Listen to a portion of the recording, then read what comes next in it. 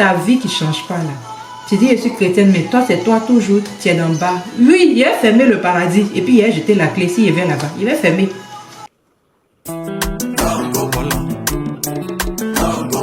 Coucou tout le monde. C'est notre rubrique autour du livre. Autour du livre de Matthieu, chapitre 3.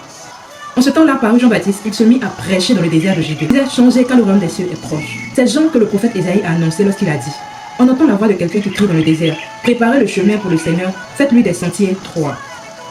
Jean portait un vêtement de poil de chameau, maintenu autour de la taille par une ceinture de cuir. C'était maintenu autour de la taille par une ceinture de cuir. Il se nourrissait de sauterelles et de miel sauvage. On venait à lui de Jérusalem, de la Judée entière et de toutes les contrées riveraines du Jourdain. Tous se faisaient baptiser par lui dans le Jourdain en reconnaissant publiquement leurs péchés.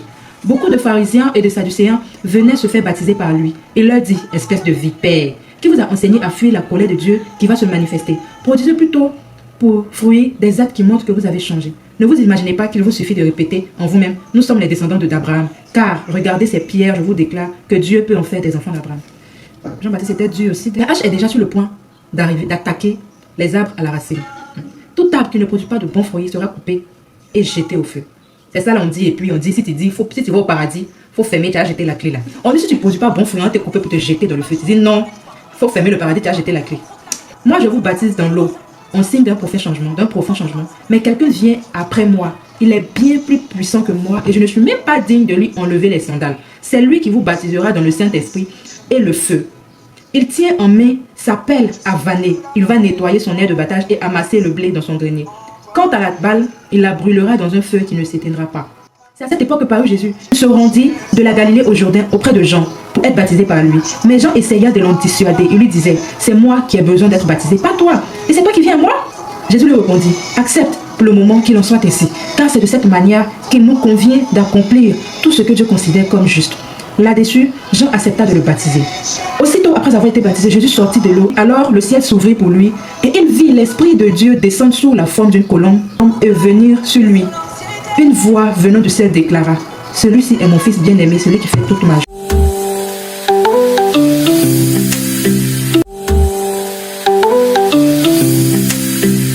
Bon, on aurait pu dire, si la colombe n'était pas venue physiquement, on aurait pu dire que c'était Jean qui avait entendu. Mais on dit la colombe est venue se poser sur lui.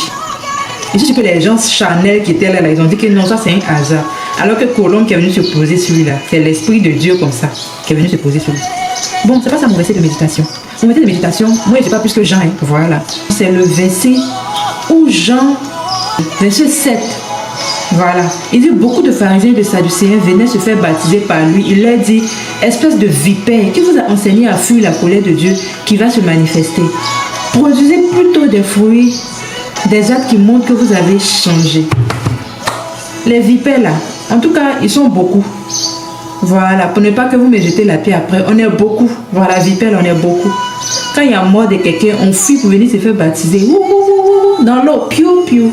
Après ça, là, le même comportement, ça recommence. Race de vipères. Race de vipères. Produisez. Le message de Jean-Baptiste, après combien de siècles? C'est d'actualité, hein? C'est d'actualité. On se baptise, après on s'en va appuyer. Ben, je ne sais quoi. Je n'ai pas dit le nom de quelqu'un. Tu finis de te baptiser, c'est comme si tu n'as jamais été baptisé. C'est la colère de Jean-Baptiste qui a dit race de vipères, là, parce que vous ne changez pas. En tout cas, c'est mon verset qui est là, c'est mon verset de méditation. Je ne sais pas si toi tu as vu quelque chose d'autre dedans. Hein. Je ne sais pas. Peut-être que dans le chapitre là, tu as aperçu un autre verset qui t'a percuté. Moi, c'est ça là qui m'a percuté. Voilà, ta vie qui ne change pas là. Tu dis, je suis chrétienne, mais toi, c'est toi toujours, tu es d'en bas. Oui, il a fermé le paradis. Et puis, il a jeté la clé. S'il vient là-bas, il va fermer. Merci beaucoup.